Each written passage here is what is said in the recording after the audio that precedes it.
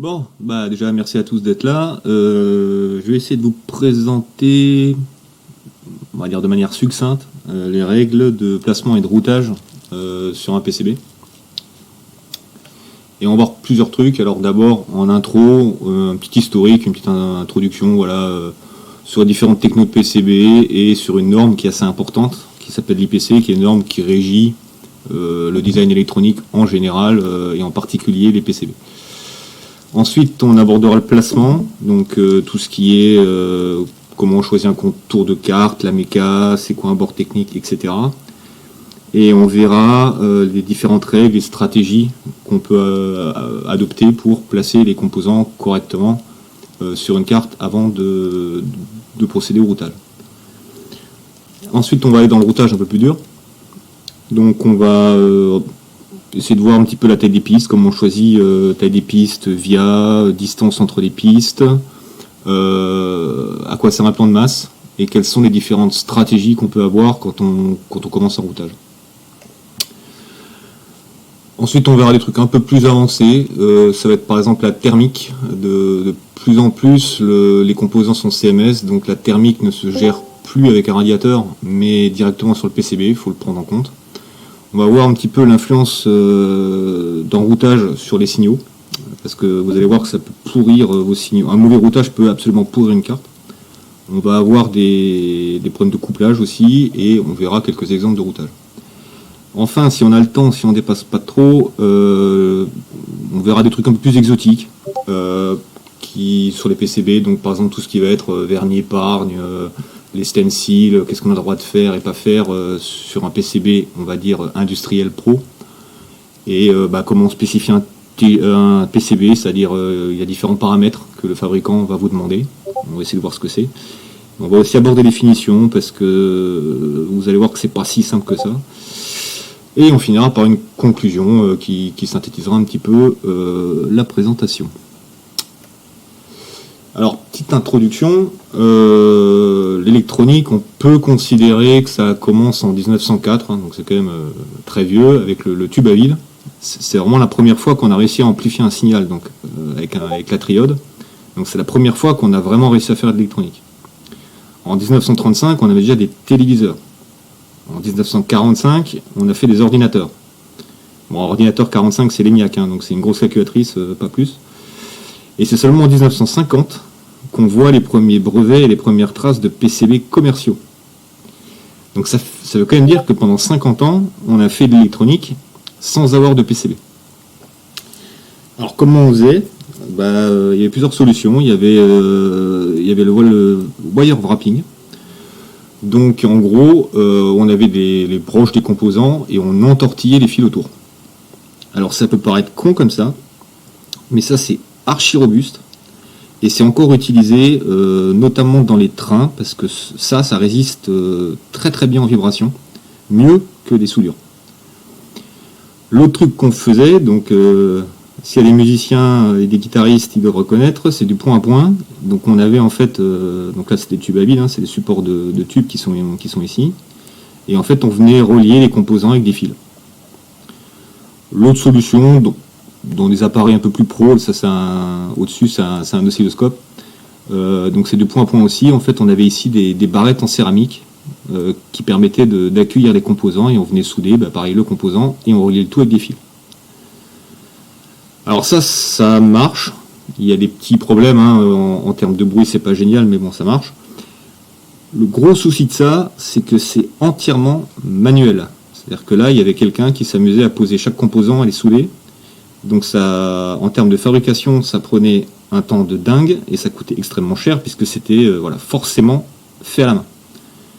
Et le PCB a permis d'automatiser l'électronique, et c'est aussi une des raisons pour lesquelles, à partir de 1960, on va dire, l'électronique grand public a pu se développer.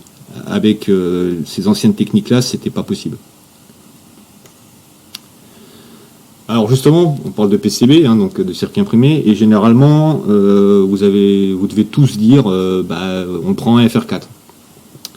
Alors sachez que FR4, c'est pas un matériau, c'est une classe de matériaux. En fait, le FR4, généralement c'est un substrat en époxy, donc c'est de la colle époxy, sur une toile de fibre de verre. Maintenant, il va exister différentes tissages et différentes qualités de fibre de verre. Donc vous avez ça là à droite, et généralement c'est référencé par des numéros, donc un fabricant va pouvoir vous demander, voilà, moi j'ai du FR4, j'ai du 2116, est-ce que ça vous va ou pas? Voilà, donc sachez que c'est pas un FR4, c'est pas juste un PCB, enfin un PCB c'est pas juste un type unique, quoi. Il y a vraiment différents choix, et en fonction de ce qu'on veut mécaniquement, du coût, etc., vous allez pouvoir choisir une techno ou une autre. L'autre petite subtilité, c'est qu'il y a une différence en multicouche entre ce qu'on appelle le laminé et le preg. Alors, en fait, un multicouche, on pourrait en faire un airbot. C'est du laminé. Donc, du laminé, c'est ce qu'on a l'habitude de voir. C'est la plaque que vous avez classiquement, la fibre de verre avec le cuivre dessus-dessous. Donc, ça, c'est fait en machine bien propre. L'épaisseur, notamment, la distance entre les deux couches de cuivre ici est parfaitement maîtrisée, il n'y a pas de souci. Et pour faire un 6 couches, en fait on prend 3 doubles couches et on vient ensuite les coller avec de la colle et de la fibre de verre. On met tout ça sous une presse et ça se passe plus ou moins bien. Ce qui fait que l'épaisseur ici, ce qu'on appelle dans le pré-preg, elle est beaucoup moins bien maîtrisée. Et d'ailleurs ça n'a pas la même structure. On le voit ici à droite, ça c'est des laminés, donc là on voit qu'il y a de la fibre de verre partout, c'est bien propre. Dans le pré-preg, c'est principalement de la colle. Donc mécaniquement, ici là, ça va être beaucoup plus fragile, et les épaisseurs vont être moins bien maîtrisées. Donc ça, sachez-le, si vous faites de la RF notamment, vos couches importantes, mettez-les toujours sur les couches de laminé et évitez de les mettre entre une couche de preg, parce que là, ça va pas être bien maîtrisé. Alors le FR4, il n'y a pas que ça qui existe dans la vie, il y a autre chose. Il y a notamment le Rogers. Donc ceux qui font de la RF seront amenés à l'utiliser.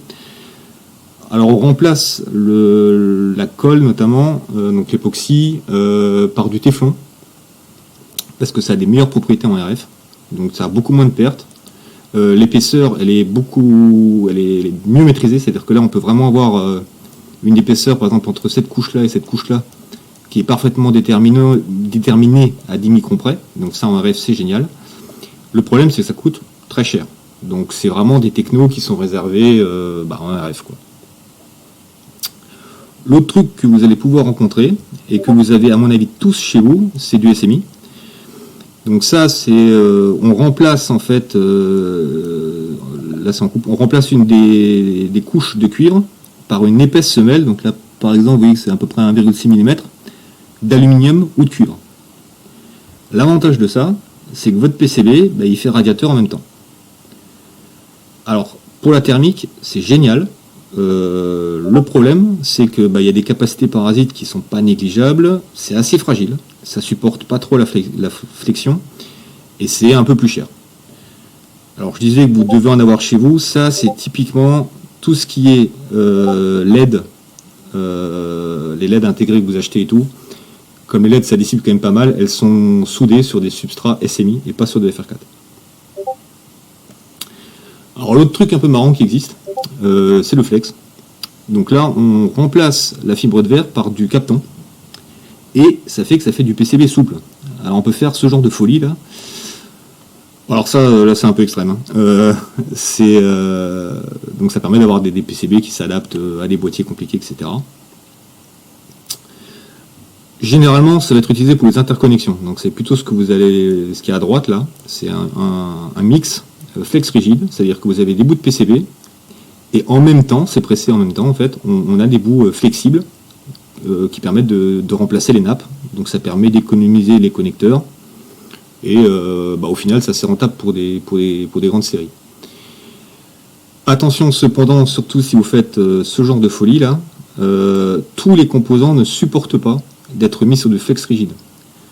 En particulier les capas céramiques. Par exemple, la capa céramique qui est ici, là, si vous tordez votre flex comme ça, elle va pas être bien. Elle va péter assez rapidement. Donc on fait attention avec le flex. Alors, tous ces différents matériaux et ces différentes technologies, elles sont notamment régies par des normes. Donc la norme principale, c'est l'IPC. Donc c'est un standard international. Ça, c'est un grand avantage. Quel que soit le fabricant que vous allez voir, vous lui parlez de l'IPC, il va comprendre. Elle est assez complète, c'est-à-dire qu'elle traite vraiment de l'ensemble des étapes de la conception et la fabrication d'une carte électronique. Donc, par exemple, vous avez des normes qui vont dire comment vous faites vos plages d'accueil de composants. D'autres normes qui vont dire j'ai fabriqué mon circuit, est-ce que le fabricant il a fait du bon travail ou est-ce que je peux gueuler parce qu'il y a un décalage, etc. Il va aussi traiter de l'assemblage des composants et dire comment je soude tel ou tel composant, comment je répare une carte, etc. Donc si vous avez l'occasion et vous avez un doute sur quelque chose, essayez d'aller voir la norme. Surtout que c'est une norme qui est pragmatique, hein. C'est pas comme les normes européennes qui sont illisibles. Là en fait c'est tous les acteurs de l'électronique qui sont mis autour d'une table et qui ont dit voilà, moi je sais faire ça, et puis si vous respectez ces règles en tant que designer, moi en tant que fabricant de PCB, je saurai le fabriquer la carte et il n'y aura pas de problème. Donc c'est vraiment une norme pragmatique et surtout elle est très bien illustrée. Donc là ici des petits exemples. Donc la 7711 par exemple, elle va vous dire j'ai cassé mon PCB, comment je le répare? Donc on va dire on gratouille le PCB, on vient mettre un bout de cuivre qu'on soude, on remet de la colle, etc. Elle va aussi vous dire j'ai chié mon routage, j'ai mis le composant à l'envers. Comment je répare parce que je n'ai pas acheté mes cartes? Il vous dit si tu as mis ton composant à l'envers, on a le droit de faire ça. Ou on a le droit de faire ce genre de choses parce qu'on a oublié un composant. Et surtout, c'est que si vous suivez par exemple la procédure pour faire cette modification sur une carte, on va considérer que la carte elle est aussi fiable que si le composant là il était soudé normalement. Dans un avion par exemple, ça vous allez pouvoir le voir, il n'y a aucun problème. L'autre truc qui est intéressant dans la norme, donc là par exemple c'est la 610, c'est l'acceptabilité. Donc par exemple vous avez envoyé une carte chez un sous-traitant d'assemblage et il vous fait ce genre de truc. Alors d'après vous, petit quiz, est-ce que ça là c'est acceptable ou pas?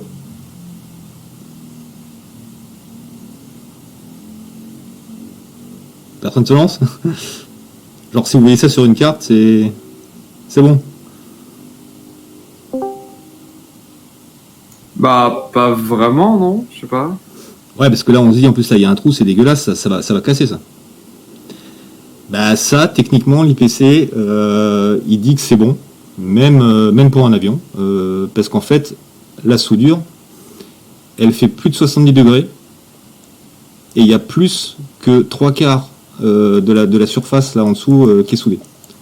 Donc on considère, par exemple, que ça, on a fait des qualifications sur ce genre de soudure, et on va considérer que ça, c'est aussi fiable que si c'était une belle soudure. Donc justement, on voit ça, on va voir le sous-traitant en lui disant écoute Coco, t'as fait de la merde. Et en fait non. Il n'a pas fait de la merde, ça, c'est fiable.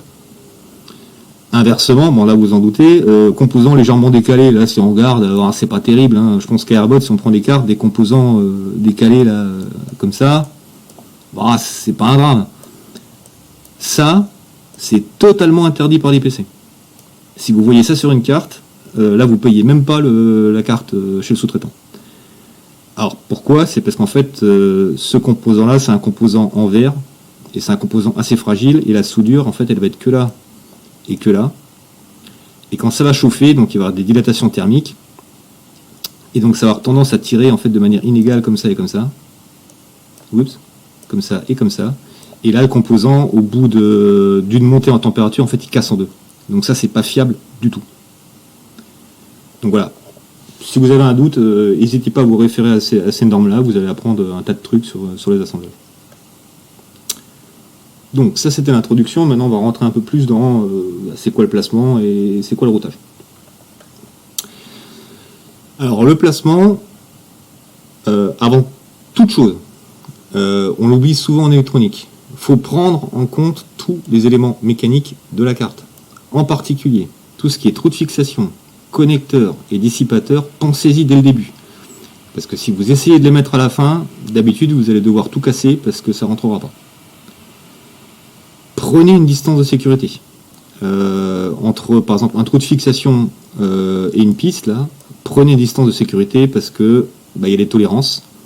Et en particulier, on oublie souvent, mais normalement on n'a pas le droit de visser comme ça un boulon directement sur la carte. On n'a pas le droit de la boulonner. Il y a une rondelle. Donc n'oubliez pas que la rondelle elle a un diamètre. Et donc prenez ça en compte pour éviter de faire des courts-circuits sur votre carte. L'autre truc, un PCB, généralement c'est pas fait de manière unitaire comme on le fait à Airbot. Généralement c'est fait en panneaux parce que c'est plus simple et on ne commande pas qu'une carte, hein, on en commande 50, 100, 200. Et pour séparer les cartes, il y a deux techniques. Donc il y a le V-scoring, c'est qu'en fait, donc c'est ce qu'on voit ici un petit peu là. C'est qu'en fait le fabricant du PCB, il vient faire une entaille dans le PCB là où c'est censé être séparé. Et une fois que ça c'est quand vous voulez casser votre carte, en fait, c'est comme du chocolat quoi. Vous cassez la carte en deux et ça vous sépare les deux PCB. Alors le problème de ça, c'est qu'on peut faire que des lignes droites, parce qu'en fait c'est fait avec une machine qui vient écraser le PCB. L'autre solution c'est le milling, donc c'est le fraisage, ça coûte un peu plus cher. Mais l'avantage c'est que vous pouvez faire des bords de cartes de forme quelconque. Attention, bien sûr, pour pas que ça se casse la figure, alors là on le voit un peu mal, mais on laisse des petites attaches pour que ça tienne. Bon alors, quel est le problème direz-vous? C'est que les PCB, on va les séparer après la brasure des composants, parce que généralement, on vient poser tous les composants là sur la grande carte, ça passe au four, et une fois que tous les composants sont soudés, on vient séparer les PCB. Or, comme je l'ai dit, là, pour séparer ça, on vient comme casser un morceau de chocolat, ce qui fait que là, si vous mettez une capa proche du bord, quand vous allez casser la carte, elle va péter en deux. Donc attention, les composants fragiles, ne les mettez pas, ou vraiment faites attention, trop près du bord de carte. Dans tous les cas, une bonne pratique, c'est qu'on ne met pas de composants à moins de la moitié de l'épaisseur du PCB. Donc en gros, si vous avez un PCB standard de 1,5 d'épais, vous mettez rien là à moins de 0,8 du bord. Rien. Donc quand on attaque son bord de carte, son routage, beaucoup, on fait son bord de carte, mettez tout de suite, là ça vous le permet, sur une couche spéciale, d'habitude ça s'appelle Restrict ou Keep Out, ça dépend. Mettez un truc qui vous interdit de foutre des composants proches du bord de carte. C'est-à-dire que si là, ce composant, il touche le viewer là, quand vous allez vérifier votre routage, quand le logiciel, vous allez lancer la vérification de routage, il va vous dire ça marche pas, le composant est trop près. Donc pareil, les trous méca, vous les mettez dès le début. Ce qu'on oublie en méca, c'est les radiateurs. Alors, je vous conseille, si c'est possible, quand vous faites l'empreinte de votre composant et que vous êtes sûr qu'il a un radiateur, typiquement un hacheur moteur, mettez l'empreinte du radiateur aussi avec l'empreinte du composant. Comme ça, quand vous le posez, vous n'avez pas de doute, vous savez que votre radiateur, il va encombrer ça sur la carte. Et là, d'ailleurs, pareil, c'est un radiateur, donc attention, il y a des tolérances, etc. Allez pas me coller des composants à un composant là, quoi. Alors, ensuite, il y a une étape, donc pour commencer bien son placement, ça va être d'identifier, en fait, les différents bouts de schéma. Alors, pour ça, vaut mieux identifier et regrouper les fonctions par bloc. Et éventuellement, on peut on peut repérer les composants en mettant des noms un peu malins. J'y reviendrai après. On verra après ça. Merde. Ensuite, il y a une étape super importante qui va être d'identifier sur votre schéma tous les signaux, tous les fils qui vont vous emmerder. Et là, il y a 5 questions à se poser. C'est, est-ce que c'est une alim? Donc si c'est une alim, bon, faut faire gaffe. Est-ce que c'est un signal rapide, donc haute fréquence? Est-ce que vous avez des courants forts? L'ordre de grandeur, dès que c'est supérieur à 1 ampère, il faut commencer à se poser des questions. Est-ce que vous avez des tensions fortes? L'ordre de grandeur, est-ce que c'est supérieur à 50 volts? Il va falloir se poser des questions, ça va être la merde. Et est-ce que c'est un signal qui est relié quelque part à un truc haute impédance? Si vous avez un signal qui va sur une porte logique, bah, c'est un signal qui va arriver dans une très haute impédance, hein, des gigomes en fait. Il faut se poser des questions, parce que là c'est un signal qui va être sensible. Alors, petite remarque sur la notion de signal rapide. C'est pas la fréquence du signal qui compte, c'est le temps de montée. Alors ça, c'est particulièrement la merde en numérique, parce que c'est pas parce que votre clock SPI elle est à 10 kg, si votre porte logique ou votre microcontrôleur il a des fronts bien raides, et par exemple que ça monte en 1 nanoseconde, ce signal-là, il va pourrir votre carte comme si c'était un signal à 350 MHz. Donc là, c'est carrément de l'ARF. Donc les signaux numériques, si vous avez des portes logiques un peu costauds ou des microcontrôleurs un peu costauds, vous pouvez considérer que tous vos signaux numériques, c'est de la RF. Donc faites attention à ça. Alors une fois qu'on a identifié les différents clusters, et les différents fils, on va pouvoir évaluer un petit peu la complexité du routage. Alors, le cas, 80% des fils, vous allez être basse fréquence, l'impédance ça va, pas de tension, bon voilà, on la garde même pas, ça va être facile, on la garde à la fin. Si vous avez fort tension, fort courant, donc ça typiquement c'est des alims. Ça va commencer à être chiant, mais va falloir faire des grosses pistes pour pas qu'elles fument, va falloir peut-être calculer les résistances, mais voilà, faut prendre ça en compte. Si vous commencez à monter en fréquence, c'est pas un problème, hein, la RF on sait faire, il faudra adapter les lignes, il faudra faire attention. Quand on commence à avoir de la fréquence, des signaux haute fréquence et de puissance, bon là ça commence à devenir vraiment chaud, parce que généralement, pour que ça marche bien en RF, c'est pas compatible avec des grosses pistes.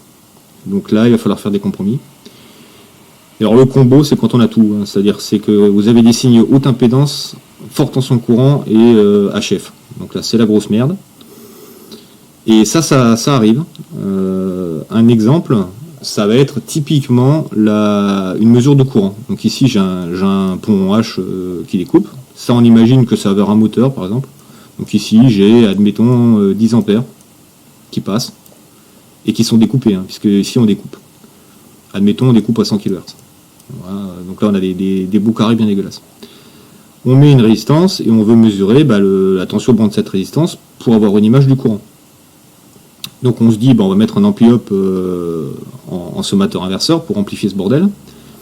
Si ici, là, ces résistances-là, pour avoir beaucoup de gains, vous dites ici, je vais coller une résistance de 1 méga parce que ça m'arrange, ça va pas le faire du tout, parce que là, vous allez vous retrouver sur les mêmes nœuds avec des signaux découpés, fort courant et haute impédance.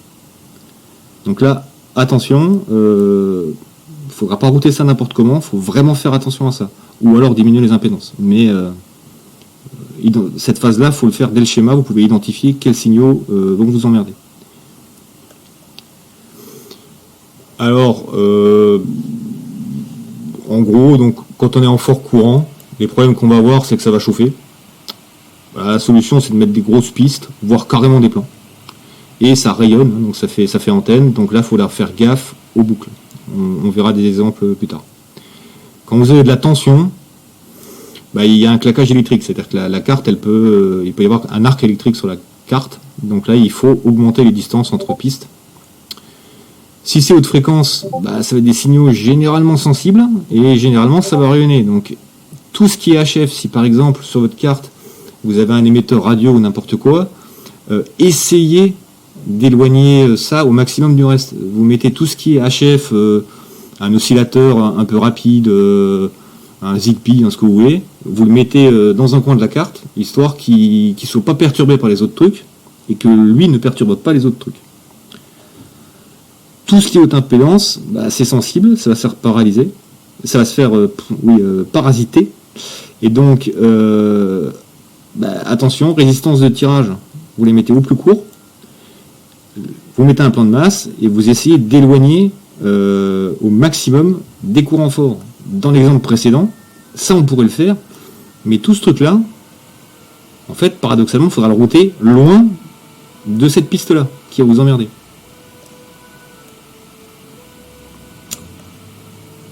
Alors un petit exemple un peu plus c'est sur une carte. Donc là c'est une carte moteur. Donc on a un 18200 qui fait le découpage. On vient le commander en P2MSI. On a le moteur qui est ici. Alors ici, si on regarde un petit peu les trucs sensibles, on va avoir les capas de bootstrap. Donc les capas de bootstrap, pour rappel, en fait c'est le condensateur qui permet d'alimenter le MOS. Donc c'est à l'intérieur du composant ici, du AMD 18200, ça permet d'alimenter le MOS du haut. Donc ici là, on va avoir en fait des courants impulsionnels. Il ne faut pas le mettre à 10 km ce condensateur, parce que sinon vous perdez l'alimentation du circuit et ça ne marchera pas bien. Ça ne marchera même pas du tout. Autre signal sensible, ça va être ces résistances de tirage. Ici, vous avez les entrées logiques, on est à centaines de mégaohms passés. Ces résistances de tirage, c'est pas la peine de me les coller au niveau du connecteur ici. Celles-là, il faut les mettre au plus proche des entrées du composant. Autre signal sensible que j'ai pas mis, c'est l'alimentation. Ici, la lime, on n'a pas forcément un fort courant dans la lime, mais attention, ici c'est découpé. Et c'est filtré par ces condensateurs-là. Donc ces condensateurs-là, qui servent de découplage, il faut vraiment les mettre aussi, pareil, au cul du circuit. Alors, je vais reprendre la carte que vous avez vue à l'autre formation, là. Ici, on avait aussi des signaux sensibles. On avait le quartz. Donc le quartz, là, c'est un peu RF, mais surtout, c'est haute impédance, en fait. Il y a l'entrée ici qui est assez haute impédance. Donc ça, faut faire gaffe. Il faut vraiment le mettre au plus court. Autre truc critique là-dedans qu'on peut voir, donc c'était les capas de découplage. Parce que là, faut les mettre proche des pattes. Et si vous avez donc plusieurs pattes d'alim, c'est une capa de découplage par patte d'alim.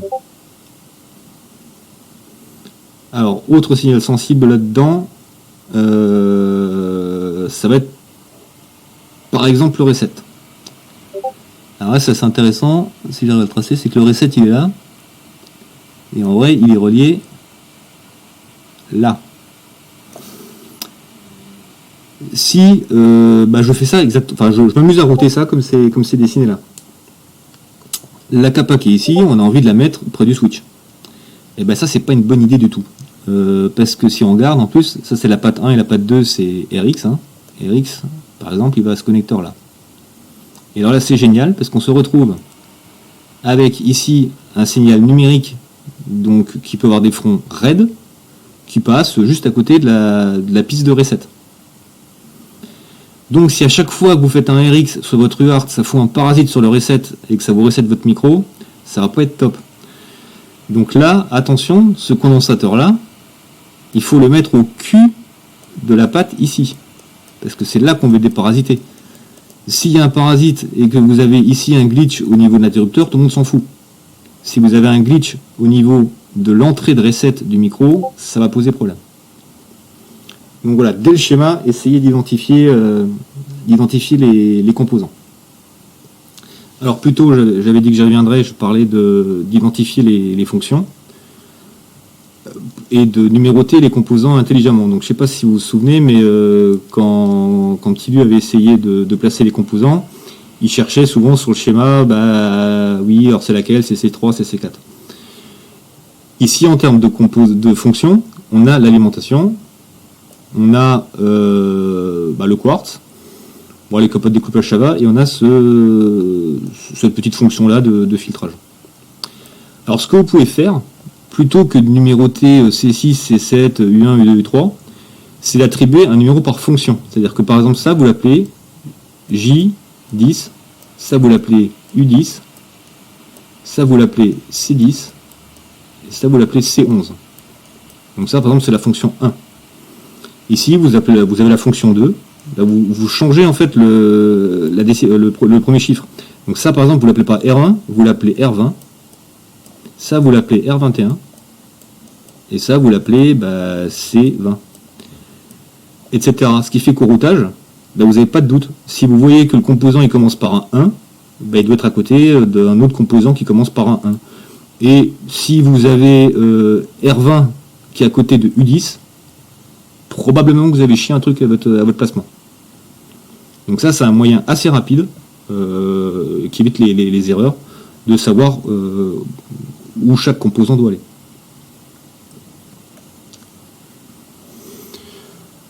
Donc en termes de stratégie de placement, le premier truc à faire, c'est donc ce qu'on vient de faire là, c'est de regrouper les composants par fonction. Après, on va essayer de placer les composants sur la carte sans forcément essayer de tout faire bien, juste déjà de regarder si ça rentre, comment ça rentre.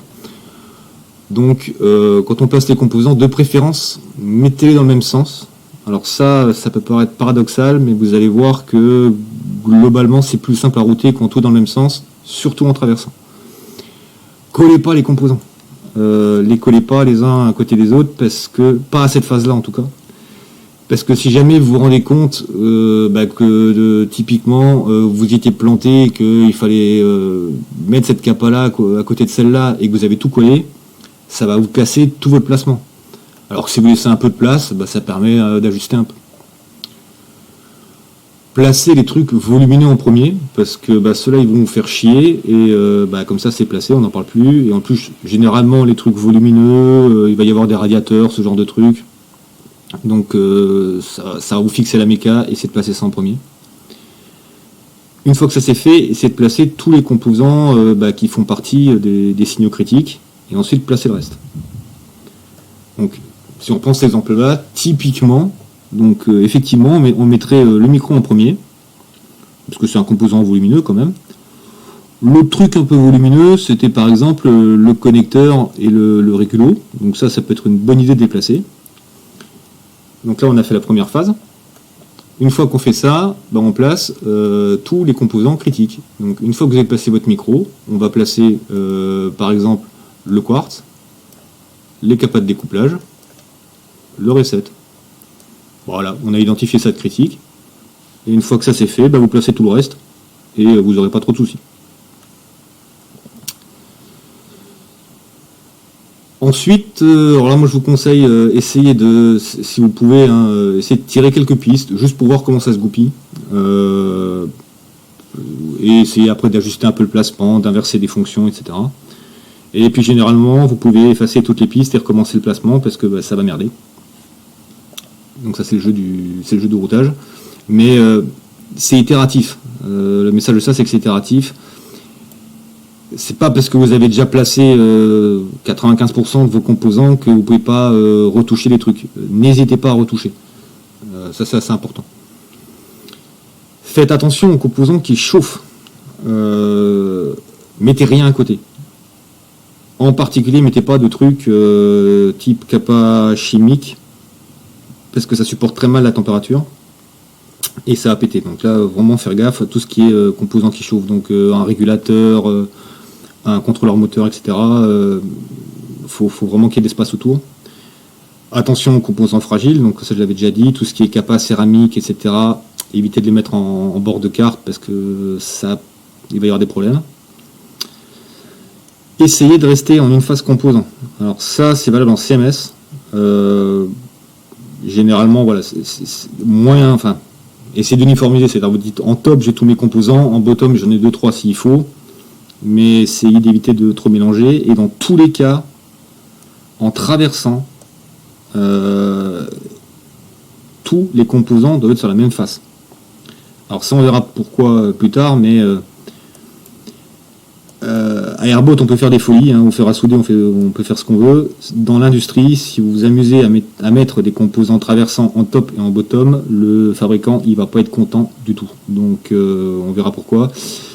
Donc voilà, en traversant vous restez en une phase composant. Alors, c'est Alban qui va être content. Petite analyse un petit peu d'une carte moteur vieille. On a le contrôleur du moteur qui est ici. Donc, qui est censé être refroidi, il n'y a pas le radiateur, c'est con. Juste à côté, donc ça chauffe. Hein. Juste à côté, on a une magnifique capa chimique. Bon, ça, c'est pas top.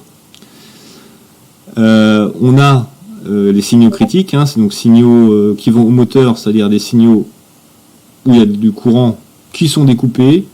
Là, ça fait le tour de la carte, donc ça fait une magnifique boucle, c'est une catastrophe, ça revient de partout. Et surtout, si on regarde en dessous, hein, là en dessous de la puissance, il y a les signaux de commande. Donc là, techniquement, à chaque fois que le moteur commute, on vient pourrir tous les signaux. Donc voilà, essayez d'éviter de faire ça. Alors une astuce, surtout quand vous avez de la puissance ou de l'ARF, c'est casser votre carte en deux. Donc ça c'est la même carte, hein, c'est une carte moteur. On casse la carte en deux et on dit voilà, arbitrairement, hein, tout ce qu'il y a là, ça va être tout ce qui est puissance et qu'il faut la merde. Ça reste de ce côté-là de cette carte. Tout ce qui est signaux faible impédance, haute impédance justement et petits signaux, et c'est là. Comme ça vous n'êtes pas emmerdé et vous séparez bien tout ce qui est boucle de moteur des signaux de commande. Les signaux de puissance, vous mettez des grosses pistes, on essaye de les faire longer, voilà, bien propres l'une au-dessus des autres. Et on n'oublie pas les radiateurs, on ne s'amuse pas à mettre les capas de ce côté-là. Alors, est-ce que ça va pour tout le monde jusque là?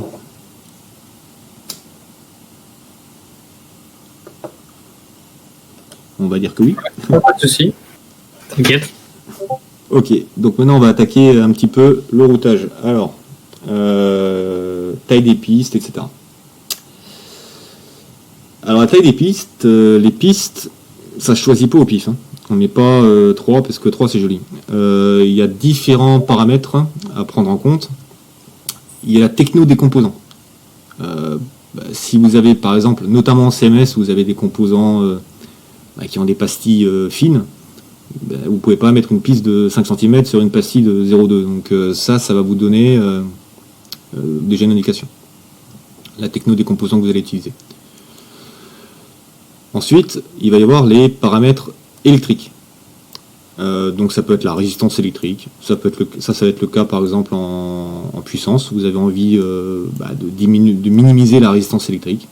Ça peut être la capacité parasite, ça c'est vrai en RF, ou l'impédance des lignes, l'impédance, donc ça c'est le cas en RF. Il y a aussi des contraintes thermiques. Une piste qui va passer 10 ampères, elle va chauffer. Donc si vous ne voulez pas qu'elle fasse fusible, faut faire attention et il faut faire des grosses pistes.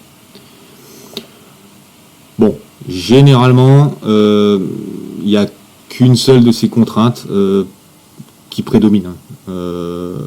Donc on a rarement à avoir un signal dont on doit maîtriser l'impédance et en même temps qui dissipe 10 watts. Ça arrive, mais c'est très très rare. Donc généralement, il n'y en a qu'un qui pilote tout. Et toutes ces contraintes-là, en fait, c'est ce que vous avez normalement fait lors de la phase d'identification des signaux critiques sur le schéma. Alors, je ne sais pas si KiCad permet de le faire, mais si vous avez vraiment des signaux chiants, et pour rien oublier, vous pouvez faire des règles conditionnelles. Donc, vous pouvez dire, par exemple, associer une règle qu'à un net, et dire, par exemple, je reprends le truc là, dire que ce fil-là, il n'a pas le droit d'avoir une épaisseur, une largeur inférieure à 0,5. Et ça vous garantit qu'au routage, vous n'avez pas de problème. Donc voilà, si vous avez l'occasion, c'est toujours bien de s'aider du logiciel de SAO. Alors, je parlais de techno avant, le PCB aussi, il va vous limiter la taille des pistes. En fonction de l'épaisseur de cuivre que vous avez sur votre FR4, vous n'avez pas le droit de descendre en dessous d'une taille minimum. Donc le standard, c'est le 35 microns, hein, par exemple. La piste mine, c'est 125 microns. Si on descend en tout de ça, ça va pas bien se passer. Alors ça va pas bien se passer, c'est parce que la gravure, en fait, c'est de la chimie. Et donc la piste, elle n'est pas jolie, rectangulaire comme ça, là. elle est en fait, elle est biseautée, bon, plus rarement il y a des trucs comme ça, mais elle est biseautée. Donc plus le cuivre est épais, en fait, plus la piste elle se fait bouffer, ce qui fait que on peut pas descendre à une largeur infiniment petite, quoi. Et plus vous montez en cuivre, donc 70 microns par exemple, ça c'est assez utilisé en puissance, ça vous change vos largeurs de piste, hein. Donc ça faites attention à ça. Je parlais avant de résistance, alors faut relativiser quand même.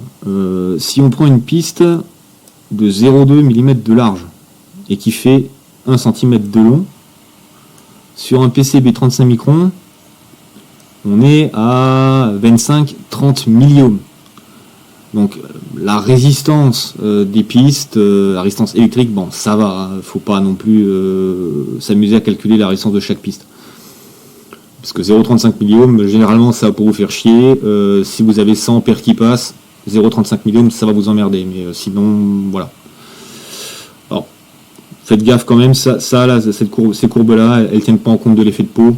Je rentrerai pas dans les détails. Mais l'effet de peau sur les PCB, c'est un truc un peu compliqué. Attention, le fabricant est un margoulin. L'épaisseur de cuivre, elle peut varier lors de la gravure.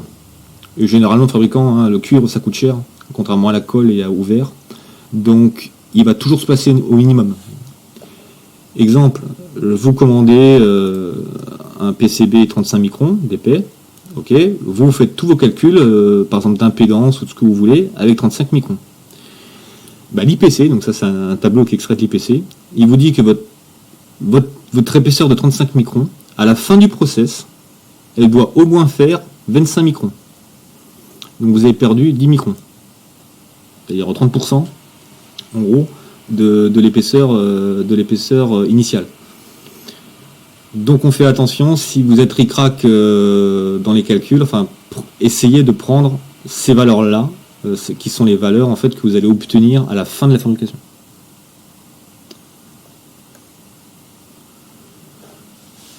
Alors ensuite, quand vous avez du fort courant, donc on peut effectivement calculer la résistance, mais en fait la résistance des pistes, comme j'ai dit, ça va pas vous faire des pertes de tension énormes. Le gros problème, c'est que la piste elle va chauffer. Et l'IPC est assez sympathique là-dessus. Il vous donne des courbes. Alors c'est un peu compliqué à lire. Donc par exemple, c'est si vous devez faire passer 10 ampères sur une piste. On regarde dans ce tableau-là. Donc on est en conducteur externe, par exemple. Donc 10 ampères sur une piste. Et vous vous dites que si ma piste elle chauffe de 30 degrés par rapport à l'ambiant, c'est acceptable. Donc on va sur la courbe 30 degrés et on descend. Et on voit qu'il vous faut à peu près 200 square miles de section. Alors je suis désolé, mais les PCB généralement c'est en unité british, donc c'est super chiant, mais voilà. Donc 200 square miles de microns. Après on regarde sur ce diagramme là, et on dit que 200 square miles sur 1,35 microns, donc 1 ose, votre largeur de piste, elle doit être de 0,15 inch, ce qui fait à peu près 4 mm. Donc ces courbes-là vous permettent assez rapidement de calculer, enfin de déterminer la taille des pistes quand vous avez de la puissance à passer. Alors, petite remarque, ces courbes-là sont assez conservatrices, hein, c'est-à-dire que par exemple pour passer 10 ampères, 4 mm, là vous êtes confort, vous pouvez descendre un peu en dessous, voilà. Mais déjà ça vous donne un ordre de grandeur. Ensuite, l'autre truc qu'on a vu avant, c'est que ce qui peut aussi vous déterminer la taille des pistes, et en particulier la distance entre les pistes, c'est la tension. Alors, donc ça c'est ce qu'on appelle les clearances, hein, c'est la distance entre deux pistes adjacentes. Il y a des normes pour ça, la 950 par exemple en Europe, qui vous dit, pour 50 volts, il faut autant et tant de distance. Bon, l'IPC vous dit, cette norme-là, la 60950, elle est super chiante parce que c'est une norme de sécurité. Donc en gros, il faut que votre carte plongée dans de l'eau salée, et puis voilà, il n'y ait pas de problème. Donc les distances, elles sont délirantes. Quand vous êtes dans un PCB qui n'est pas soumis à de l'humidité ou à autre chose, vous pouvez vous référer à l'IPC, encore une fois, donc c'est la 2221, qui va vous dire, par exemple, si vous avez 50 volts entre deux pistes, en conducteur externe, il faut au moins 0,6 mm entre deux pistes. Voilà, donc ça permet d'éviter les problèmes. Enfin, encore un autre truc qui peut vous limiter la techno, c'est le coût du PCB. Plus vous allez demander les gravures fines, plus ça va coûter cher. Et pour ça, il n'y a pas 36 solutions, il faut aller chez le fabricant que vous avez choisi. Et généralement, il va vous fournir ce genre de tableau où il va tout vous spécifier. Donc il va vous spécifier, par exemple ici, la taille minimum d'une piste, la taille minimum entre deux pistes, la taille des trous, la taille des pastilles, etc. Et il va définir des classes de fabrication. Donc c'est ça là-haut. Généralement, plus le chiffre est élevé, plus ça coûte cher. Hein. Donc, chez Eurocircuit, par exemple, jusque-là, classe 6, tout ça, c'est le même prix. Donc, en gros, typiquement, track width, donc si vous avez une piste de 0,25 en externe, une piste de 0,2, c'est bon, c'est pareil. Et en gros, vous pouvez aller jusqu'à une piste de 0,15. Si maintenant, vous devez avoir des pistes plus fines que ça, que vous devez, par exemple, descendre sur des pistes de 0,125, vous passez de la classe 6 à la classe 7, là en gros c'est entre x2 et x10 sur le prix.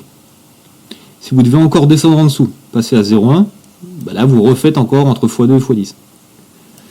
Donc faites gaffe à ça, si vous avez une carte où vous êtes large, ne vous amusez pas à foutre des pistes de 0,1 si vous n'avez pas besoin. Une bonne pratique, essayez et d'ailleurs c'est aussi valable pour une gravure à l'ENSERB, essayez en général de ne pas descendre en dessous de 0,2. 0,2, il n'y aura aucun souci ni à la gravure chimique à l'ENSERB, ni chez aucun fabricant de PCB, que ce soit Eurocircuit, PCBWay, ce que vous voulez, ça sera du PCB pas cher.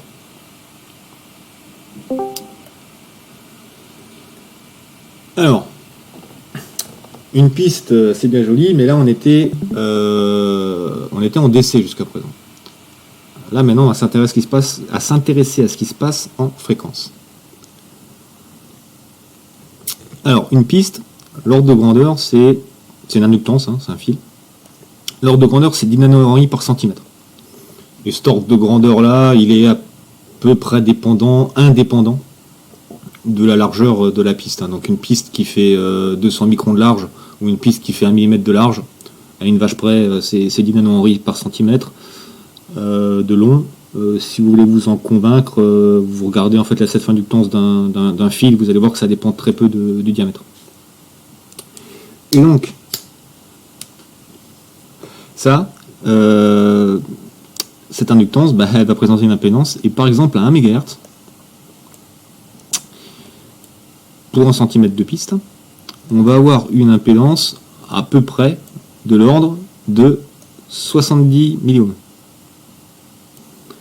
Donc si on arrondit, ça fait 100 milliohms. Pour rappel, la même piste, en DC, elle faisait 25 milliohms. Donc là, en fait, le fait d'être à 1 MHz, on a pris un facteur 5 sur la résistance.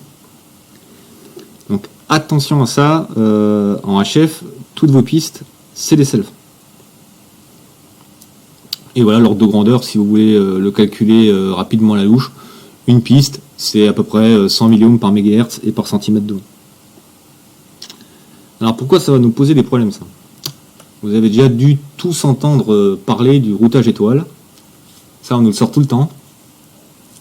Donc c'est le schéma ici à gauche, c'est vous avez toutes vos jolies fonctions là, et vous avez une belle masse qui arrive à la référence de tension étoile, et voilà.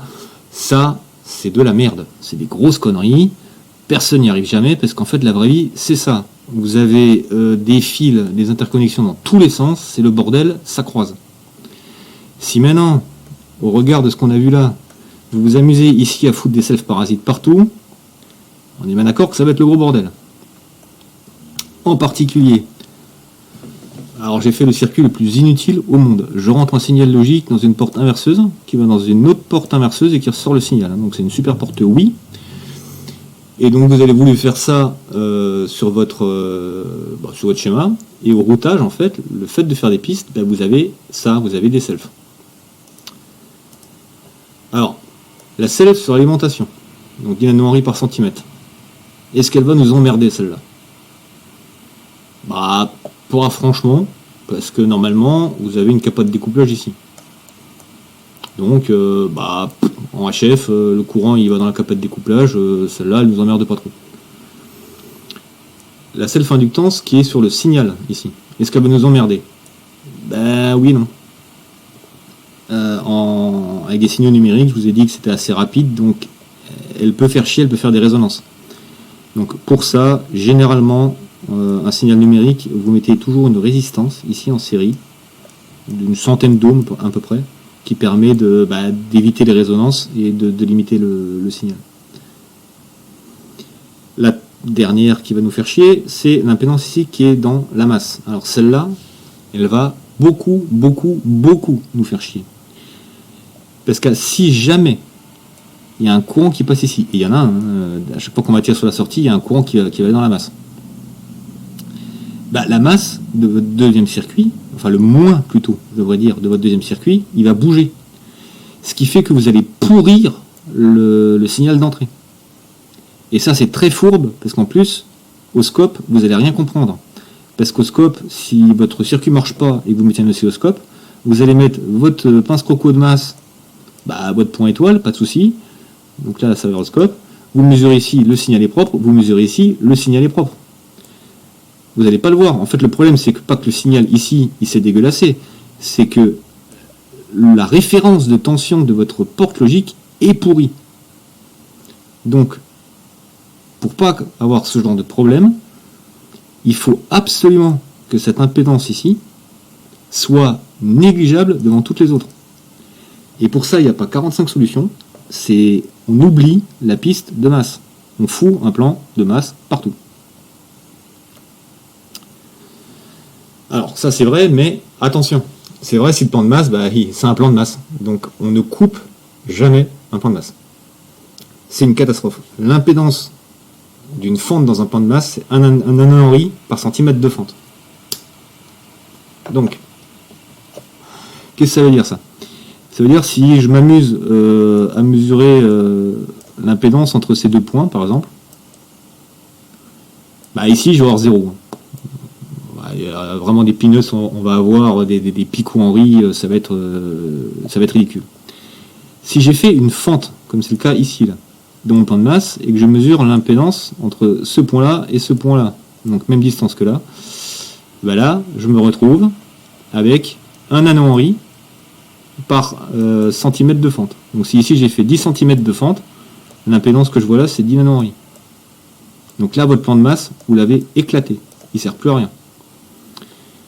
Qui plus est, si jamais, entre toujours ce point-là et ce point-là, c'est un signal de forte puissance qui passe, le courant, il va devoir se casser en deux.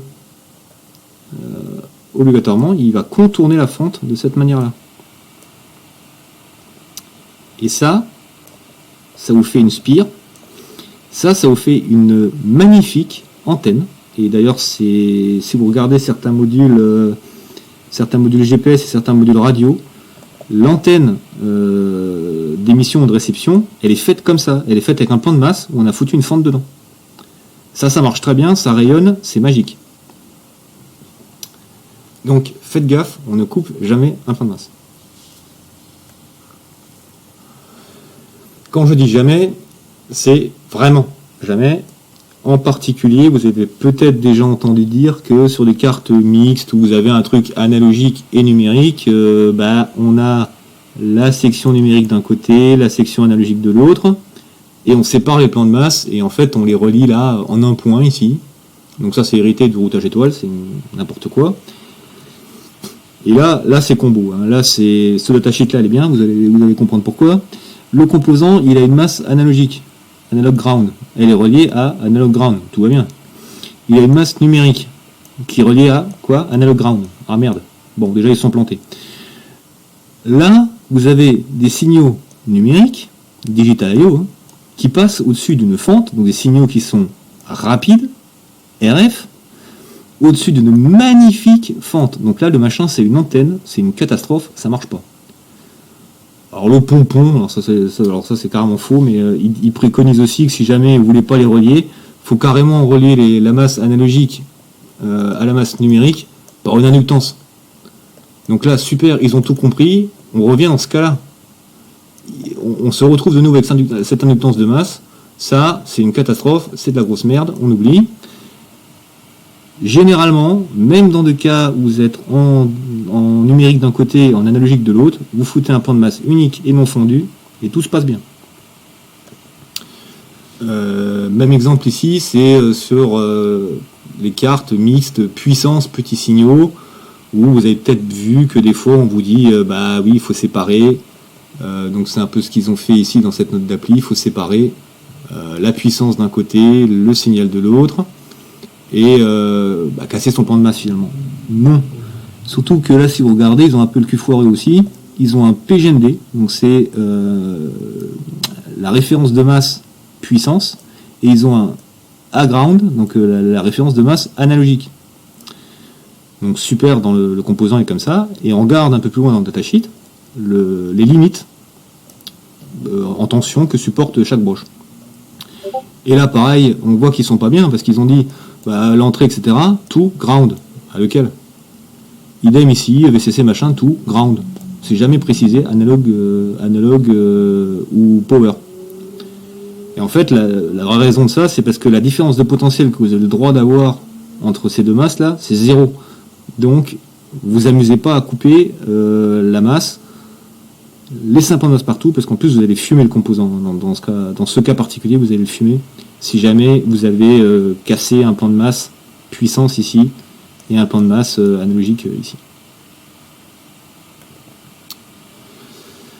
Bon, donc super, ce que je viens de dire là, c'est un petit peu la théorie. Hein.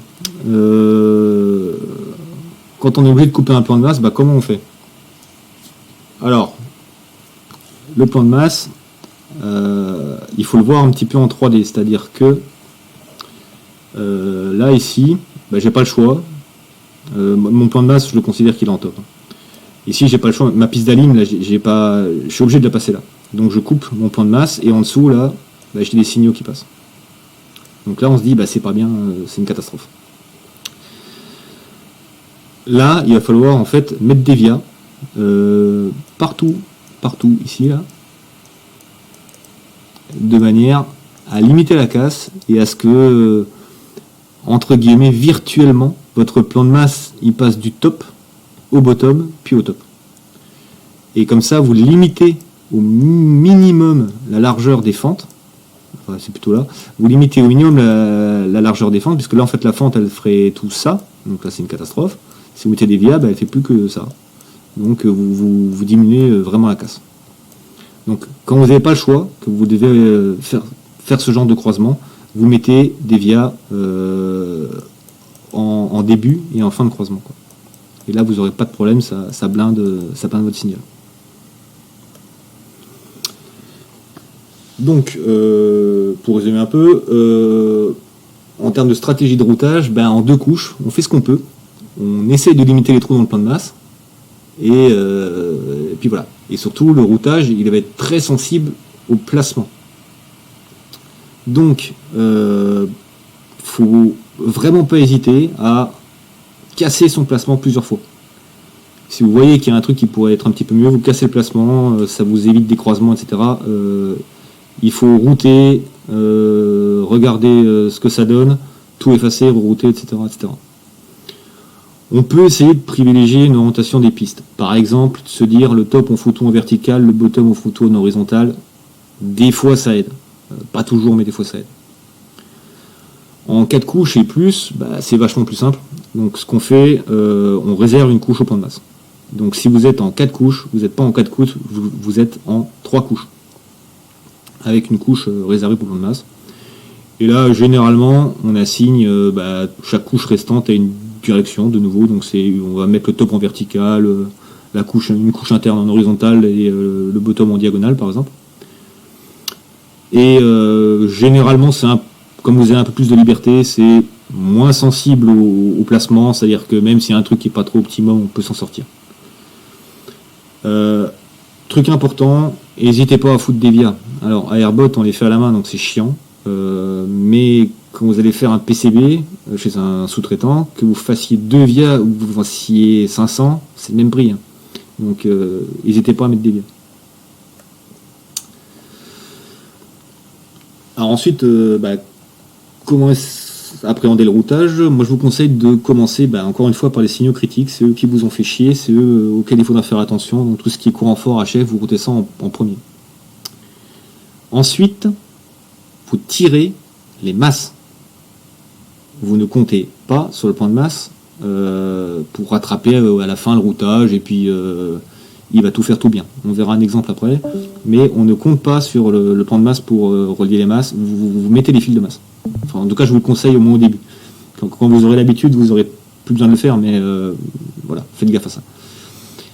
Essayez de router chaque fonction un petit peu indépendamment et après de les relier entre elles. Ça va vous permettre de bouger un petit peu, d'ajuster le placement assez simplement. Et après, vous pouvez router tout ce qui est les lignes faibles de courant et puis tout le reste. Alors, est-ce que c'est bon? Oui, il y a des questions, J'ai une question. Ouais. Sur une PCB 2 couches, quand on a un plan de masse inférieur et un plan de masse supérieur, est-ce qu'on a intérêt à bien clouer les deux avec des vias ou faut éviter de... Comment dire? Ouais, oui, il faut bien clouer les deux. Là, typiquement, là j'ai un plan de masse inférieur et un plan de masse supérieur si on veut. Là c'est pas bien ce que j'ai fait, c'est-à-dire que là effectivement, ici, n'hésite pas à mettre des vias. Alors, donc c'est bien de clouer, hein, ça il faut le faire.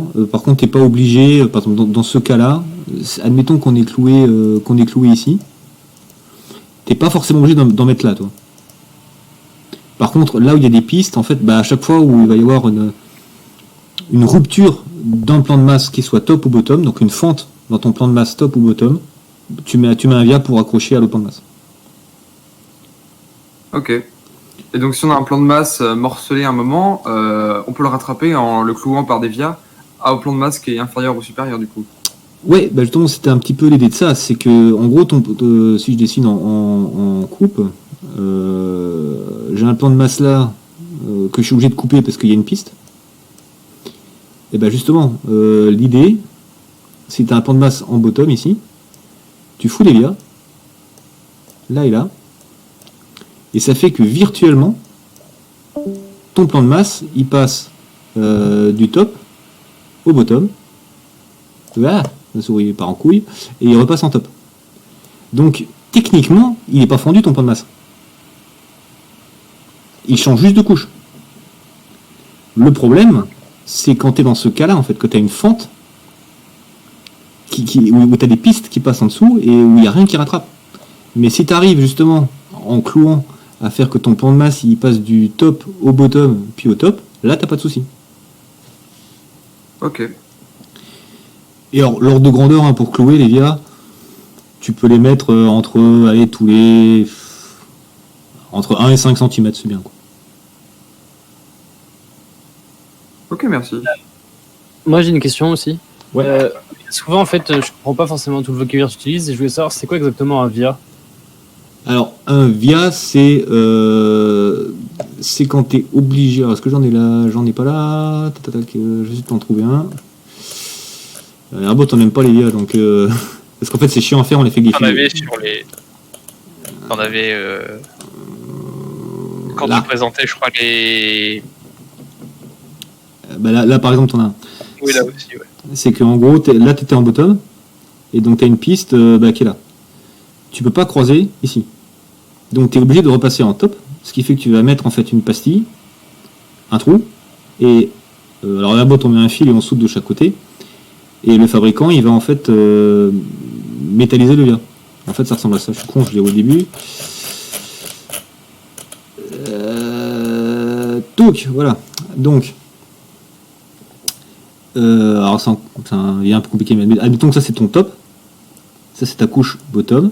Ben, en fait, si tu veux les relier entre elles, tu fais un trou, et le fabricant, en fait, il vient te métalliser, vraiment du cuivre, hein, c'est un trou avec du cuivre, et il vient te relier les couches entre elles. Ok, je vois, du coup. Tu fais Donc, tout l'intérieur du trou, il est métallisé. Ouais. Alors ça c'est sur quand tu fais fabriquer ton PCB, c'est métallisé. Alors à l'Enserb on peut métalliser, mais c'est un peu folklore. Ce qui fait que c'est pour ça qu'on évite les vieilles airbots, parce que c'est chiant, on prend des bouts de résistance en dessous de chaque côté. Donc c'est vite chiant. Mais sur un PCB industriel, des VIA, t'en as partout et c'est métallisé, le fabricant il se démerde, ça coûte pas cher, enfin ça coûte rien en fait. Et ça te permet de connecter les couches entre elles. Mais là, on voit aussi que c'est les deux couches du milieu, elles sont connectées, mais c'est pas nécessaire forcément. On peut juste relier celles du haut et celles du bas. Alors non. Enfin, oui et non. C'est-à-dire que c'est comme une pastille de composants en fait, un VIA. C'est-à-dire que par défaut, ça relie toutes les couches. Donc c'est comme ça. C'est-à-dire si là je fais un VIA, en fait, il y a une pastille en top, une pastille en bottom et une pastille entre toutes les couches. Tu peux, donc ce qu'on appelle des VIA boards, c'est ce qu'il y a là en fait. Tu peux demander, ça par contre ça coûte cher, à relier que 2 couches adjacentes. Donc là par exemple ce VIA là il ne relierait que la couche 1 et 2. Mais par défaut, c'est ton VIA en fait il relie toutes les couches. Et donc oui, tu peux pas passer de piste de là à de là. Hein. Là ça fait un cours, tu es obligé de contourner ton VIA. Donc vu du haut, tu aurais ton VIA ici et ta piste qui est là, bah t'es obligé de faire un truc comme ça quoi. Bah, comme ça. Ok. Dans l'autre plan, quoi. Ouais. Au début, je voyais pas, mais là, je vois. Bah, du coup, merci. Bah de rien.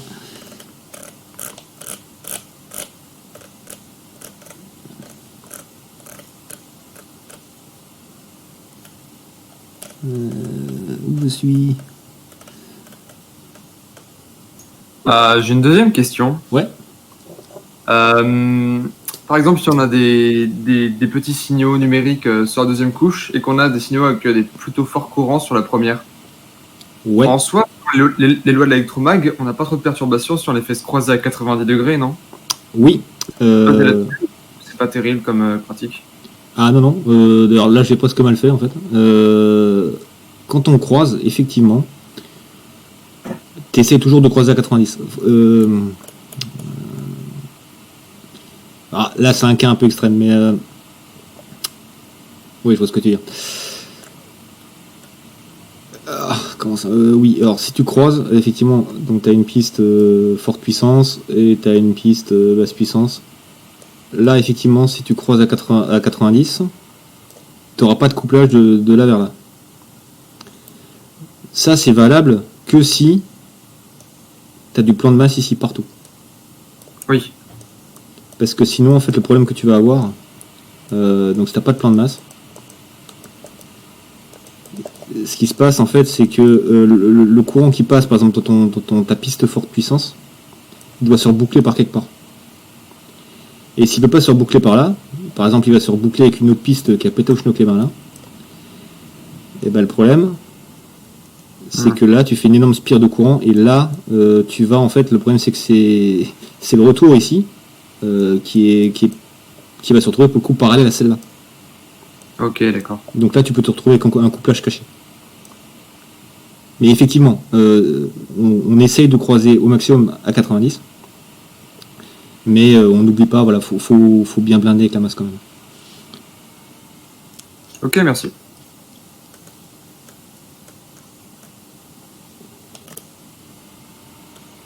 Trop bon. C'est bon pour tout le monde? Ok. Alors, oula, je vais essayer d'accélérer un peu. Donc on va juste voir un petit peu la thermique, les couplages, etc.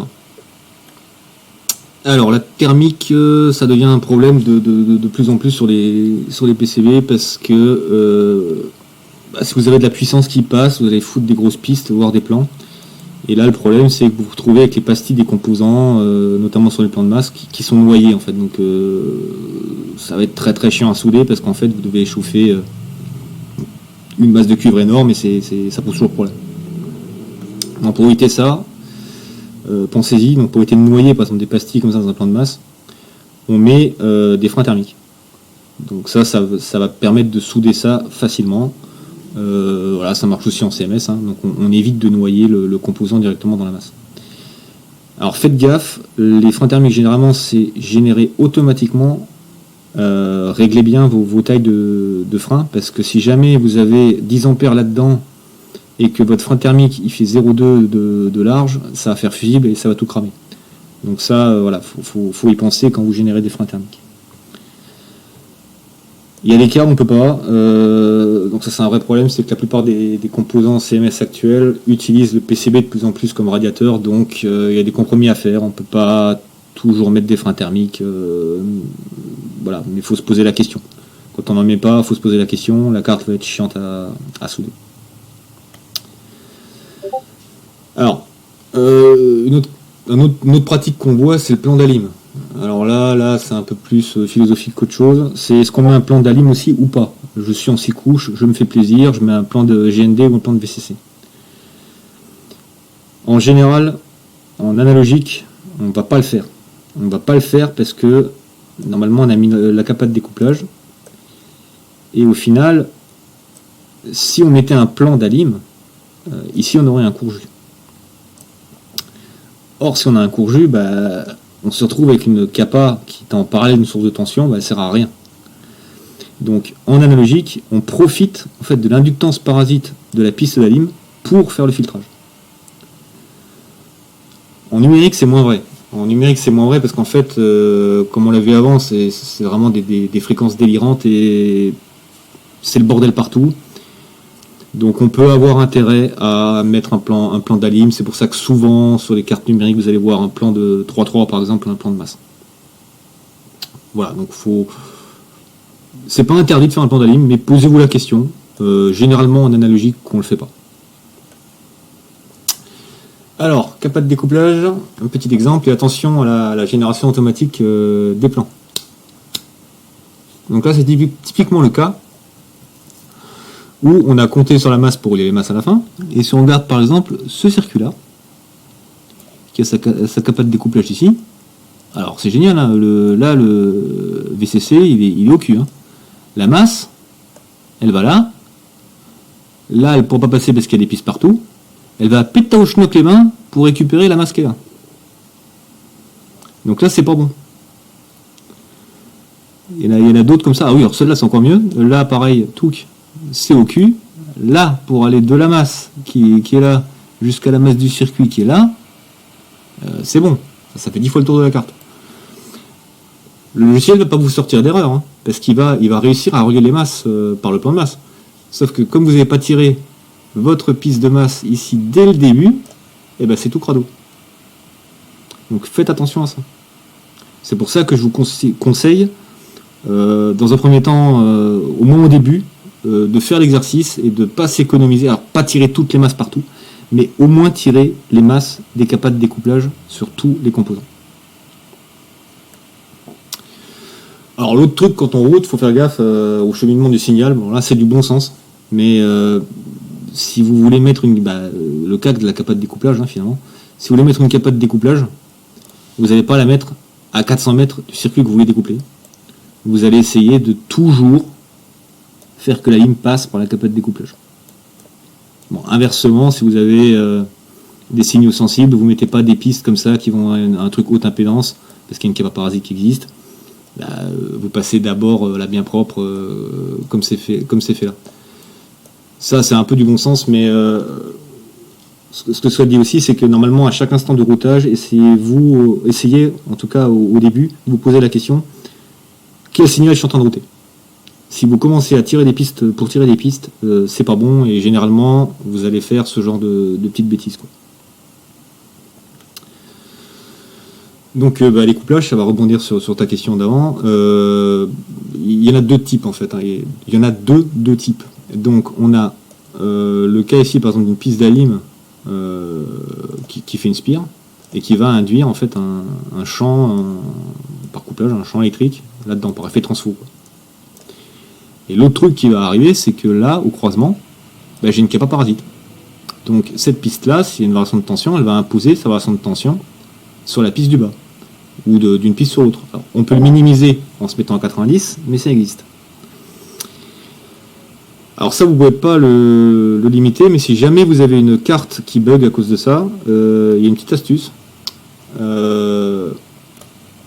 dans ce cas-là, je vais me mettre ici. Admettons que ce signal-là, il soit tout pourri, et je veux savoir, donc c'est ce signal-là, et je veux savoir si c'est un couplage capacitif ou un couplage inductif. Je peux le savoir. Je regarde au scope ce point-là, et je regarde au scope le même point, mais côté du composant. Si c'est un couplage capacitif, les parasites, donc là, c'est en rouge, là c'est le circuit qui va foutre la merde.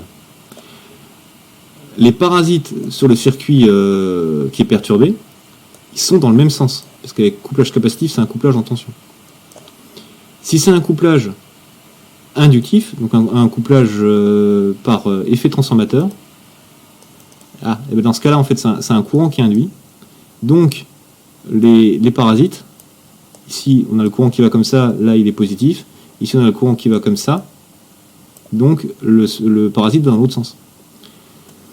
Donc, si vous regardez, si cette piste-là est perturbée et qu'au scope, là, vous voyez ça. Et sur ce signal-là, vous voyez ça. C'est que c'est un couplage capacitif qui a eu lieu. Si, à l'inverse, vous voyez... voilà, ça va pas être top la couleur. Si à l'inverse vous voyez ça, donc les parasites sont hors phase, c'est que vous avez un couplage inductif. Donc ça c'est un petit truc à savoir, c'est pratique pour débugger les cartes. Donc petite analyse de routage, donc là on peut voir 2-3 petits trucs qui déconnent, hein. Donc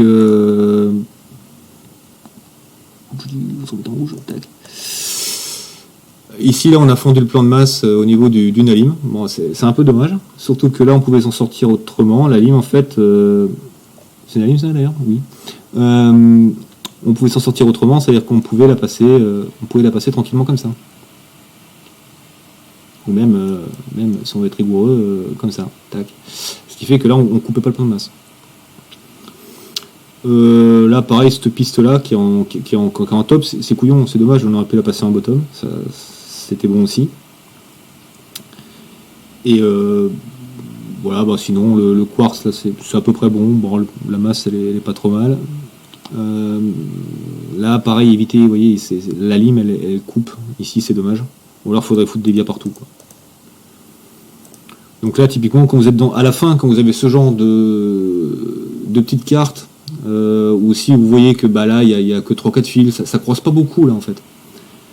Là, à peu de frais, je pense qu'en y passant 10 minutes de plus, il y a moyen d'avoir une carte avec un plan de masse vraiment entier sur le top. Donc voilà, n'hésitez pas à faire l'exercice et vous arrêtez pas forcément comme ça à ce niveau-là, quoi. Petite remarque là-dessus. Vous avez une chance dans votre malheur, c'est que vous apprenez à faire du routage en traversant. Donc c'est chiant en traversant, et sur du 2 couches. Donc c'est le plus chiant et le plus difficile. Quand vous allez faire des cartes pro et que vous allez passer sur du 4 couches, du 6 couches, ça va être archi facile. Donc vous avez vraiment la chance d'apprendre sur un truc un peu dur. Donc quand vous êtes là, voilà, faites-vous plaisir, essayez vraiment presque en challenge, quoi, d'avoir 0 piste en top et de vraiment voilà, c'est vraiment obligé, quoi, c'est une, quoi. Voilà, il est quelle heure? Oh putain, je vais passer très très vite. Donc, alors le 6 screen, donc vernis épargne sur une carte professionnelle, généralement elles sont vertes ou d'autres couleurs. ça protège les pistes et donc c'est bien d'en avoir, hein, puis ça évite de faire des gros pâtés de soudure. Alors faites gaffe parce que l'ouverture qui est ici, donc l'ouverture de vernis épargne, ça c'est vous qui le définissez dans votre fichier de SAO. Et le fabricant il s'en tamponne un peu en fait de ce que vous faites. Donc si votre CAO n'est pas bien réglée, bah, vous allez avoir des petits problèmes. En particulier, il peut y avoir des décalages. Donc c'est ce qu'on voit là. Et on se retrouve avec du vernis épargne sur la plage d'accueil du composant. C'est pas génial. Donc n'hésitez pas à prendre un peu de marge au niveau du vernis épargne. Le seal screen, alors généralement c'est gratuit maintenant. Donc ça c'est le marquage des composants. Alors là, attention à la taille. Donc là ça dépend des fabricants. La taille de la police que vous allez mettre ici, le fabricant il a une taille limite parce que l'encre en fait c'est un peu choix. Hein. Donc on peut pas faire un trait de 0,1 par exemple ici, c'est quasiment impossible. Mais ça, le fabricant va jamais vous le dire. Parce que c'est vraiment pas considéré comme critique, ça n'influe pas sur le comportement électrique de la carte, donc il va pas vous le dire. Et quand vous allez recevoir votre carte, vous allez être très déçu, parce que ça va être tout baveux, tout dégueulasse et tout pas beau. Donc si vous faites un marquage, si vous faites chier déjà à bien faire un marquage bien propre, bah, regardez la doc et vérifiez que vous êtes bien dans les clous. Ouais, bon, ça le TJ, je vais pas en parler. Ça c'est important. MSL délamination. Donc ça, je pense que vous n'avez pas trop entendu parler de ces termes-là. Donc le degré MSL, ça va de 1 à 5. C'est la sensibilité d'un composant ou d'un PCB à l'humidité. Ça, c'est un vrai problème. Que ce soit un PCB ou un composant, bah, c'est pas étanche. Mais pas étanche du tout. Ça prend la flotte.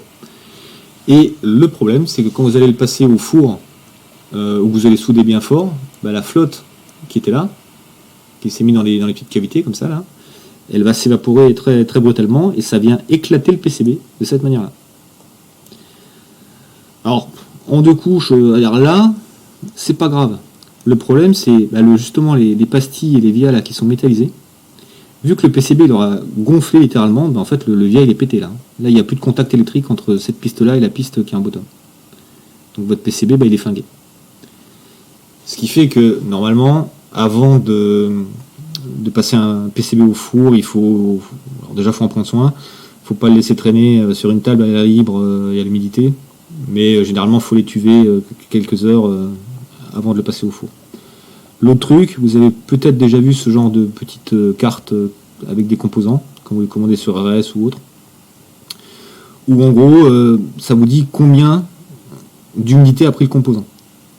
Quand vous avez des composants sensibles, genre un gros micro et tout, si par exemple le 10% là, il devient rose, s'il devient rose et qu'il n'est pas bleu, votre composant, il faut le foutre à l'étuve, je sais plus, je crois que c'est 24 heures à 80 degrés, un truc comme ça. Si vous ne le faites pas, voilà ce qui va se passer. Alors c'est encore pire dans les composants. C'est que la flotte qui est rentrée dans les composants, quand elle est soudée, elle va sortir. Et là, le composant, il éclate de partout. D'ailleurs, ça a un nom, ça, dans l'IPC, c'est l'effet popcorn. Et ça, c'est une catastrophe. Donc faites gaffe. Quand vous achetez des composants et que vous voyez cette petite carte-là dans le paquet, ou que vous recevez des PCB, normalement, il y a aussi une carte comme ça. Si là ça a changé de couleur, faites gaffe quand vous allez souder. Alors, pourquoi on ne peut pas mettre des traversants sur les deux côtés? C'est parce que généralement, quand on fait un assemblage prod, les traversants ils ne sont pas soudés à la main. Ils sont soudés à la vague. Donc, vous avez votre carte qui passe au-dessus d'une vague d'étain. Donc là, en fait, il y a vraiment un mec complètement taré qui s'est dit un jour que pour souder, on allait foutre une pompe dans un bac de 50 litres d'étain et qu'on allait pomper de l'étain en fusion pour faire une vague et que quand la carte elle passe dessus, ça vient se souder. Le problème de ça, c'est que si vous mettez des composants traversants de l'autre côté, bah la carte, on peut pas une fois qu'une face est faite, on peut pas la retourner et repasser ça dans l'étain parce que sinon il va se passer des trucs. Quand vous êtes en CMS, c'est pas une vague qui est utilisée comme ça, c'est au four. Donc on vient poser les composants CMS sur une première face, on passe au four, On retourne la carte, on pose les composants sur l'autre face et on passe au four. Le problème, c'est que si vous avez, on va dire que on est dans ce cas-là, vous avez soudé ce composant-là en première refusion, donc en première soudure, quoi. Et quand vous passez le deuxième, bah, vous êtes dans ce sens-là. Si lui il est lourd, quand vous allez repasser au four, la soudure ici elle va refondre, votre composant il va tomber. Donc tout ce qui est composant lourd, ça reste, vous devez essayer de les mettre, enfin essayez pas, mettez-les sur une seule face, sur la même face. Alors, bon, dans ce cas il y a des solutions en fait. Si vraiment vous êtes obligé, on peut le faire. En fait on vient coller le composant, mais c'est super chiant et ça coûte très cher. Donc voilà, c'est pour ça qu'il ne faut pas en traversant c'est une couche composant et en CMS les composants lourds sur une face et vraiment sur la deuxième face mettez le minimum, quoi. Alors finition, les finitions en fait quand vous allez acheter un PCB, bah, il existe plusieurs types de finitions. Vous avez l'azole, donc ça c'est le nivelage à l'air chaud. C'est plus ou moins ce qu'on fait à l'Enserve, hein, avec les tamages à la machine là. C'est pas cher. Le problème c'est que l'état de surface il est dégueulasse. Parce que bah, y a des bourrelets, c'est pas très régulier. Donc ça marche bien pour le traversant. Quand vous êtes en CMS, notamment du CMS fin, du PGA, des QFN, ce genre de trucs, vous allez vraiment chier pour le souder, donc c'est vraiment pas recommandé. Le standard dans l'industrie maintenant c'est l'ENIG. Donc en fait là c'est le cuivre, il est protégé par une fine couche de nickel et par-dessus une couche d'or. En fait on met alors c'est un peu compliqué, je peux expliquer. En fait c'est que dans votre PCB, donc vous avez votre piste en cuivre là, enfin votre pad en cuivre plutôt. On aurait pu, pour le protéger, le cuivre s'oxyde, hein, pour le protéger, on aurait pu mettre directement de l'or par-dessus. Pas de bol, l'or et le cuivre, ils s'aiment pas du tout. Donc en fait, ça colle pas. On ne peut pas déposer de l'or sur du cuivre. Donc ce qu'on fait, c'est qu'on met une sous-couche de nickel, parce que le nickel, il adhère au cuivre, ça fait un alliage en fait, et le nickel, il adhère aussi à l'or. Donc ça vous permet d'avoir à la fin un truc qui est protégé par de l'or qui est quand même relativement résistant à la corrosion. Petit problème de ça, c'est que ça vieillit un peu mal, c'est-à-dire que au bout d'un moment, le nickel, en fait, il arrive à transpercer l'or par des phénomènes un peu compliqués, mais il arrive à transpercer l'or et le nickel, une fois que c'est oxydé, c'est ce qu'on appelle le black pad. Une fois que c'est oxydé, c'est insoudable, donc votre PCB, vous pouvez le jeter. Remarque, c'est le même problème avec l'azole, hein. C'est-à-dire que l'étain s'oxyde, et s'oxyde violemment, donc une carte azole, vous pouvez la garder à peu près 6 mois max. Après, vous pouvez l'acheter. Une carte ENIG, vous pouvez la garder 1 an. Après, vous pouvez l'acheter. Et si vous avez besoin de cartes plus costauds et que vous devez garder longtemps, donc là c'est la finition ENIPIG. Alors là, les mecs c'est des fous. Ils se sont dit, dans cette config là, le problème, donc on a le cuivre, on a le nickel, et ils se sont dit le problème c'est que le nickel, il colle bien à l'or, mais en fait il le transperce au bout d'un moment. Donc ils rajoutent une couche de palladium, tranquille, qui en fait empêche, qui colle bien au nickel et qui colle bien à l'or, et qui empêche le nickel de migrer dans l'or.